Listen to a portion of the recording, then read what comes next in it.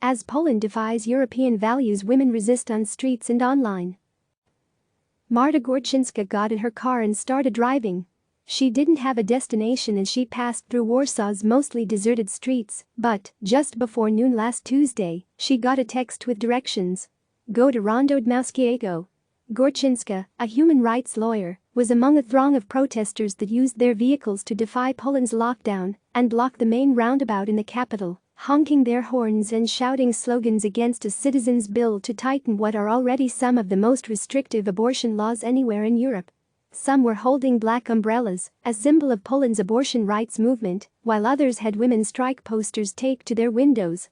Demonstrators dressed head to toe in black and wearing face masks circled on bicycles.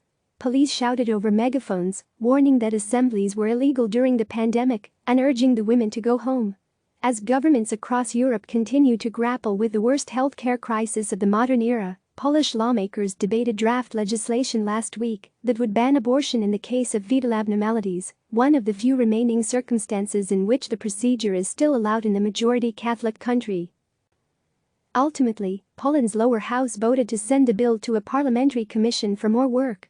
But the timing, which was slammed by human rights campaigners, presented a fresh challenge for women's rights activists who have been fending off an abortion ban for years.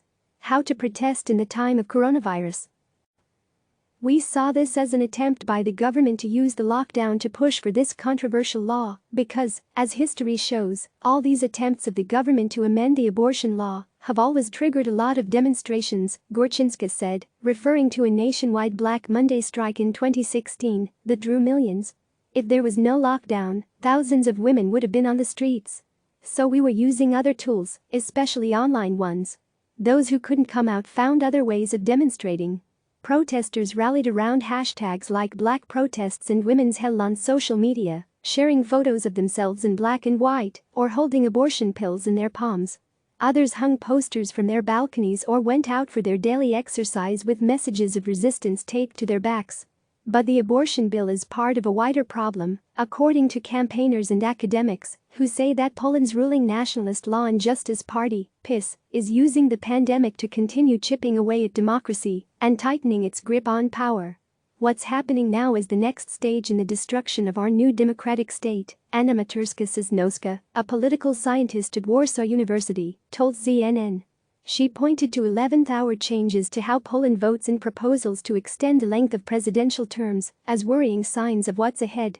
The government is still planning to hold a presidential election on May 10, though a majority of Poles, not to mention opposition politicians, want to postpone it because of the outbreak. On March 28, the PiS rammed a bill through the lower house that would allow the election to go ahead by postal ballot, even though the country's top court previously ruled that no changes can be made to the electoral code within 6 months of the vote. The bill has now moved to the Senate for debate. CNN has made several attempts to reach out to the PiS and the government for comment. Maturska-Sosnowska fears that changes to the electoral process would put the integrity of the vote at risk. While opposition candidates have had very limited opportunities to campaign, President Andrzej Duda, an ally of the PiS, has unfettered access to airtime and is ahead in the polls. The European Union's parliament said Friday that holding the elections in the middle of the outbreak could endanger lives and was totally incompatible with European values.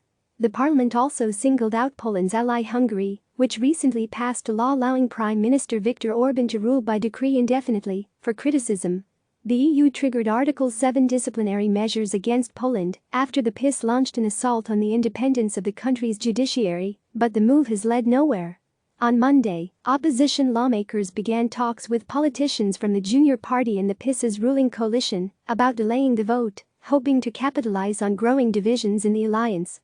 Drzyńja Nadazhdin, the director of Amnesty International Poland, suggested that if the coronavirus was a test of whether governments are committed to human rights, then Poland was failing.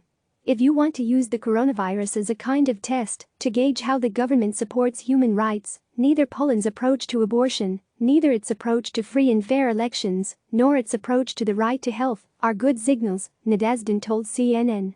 Campaigners in Poland worry that women's access to health care is already being curtailed, with or without the latest bill.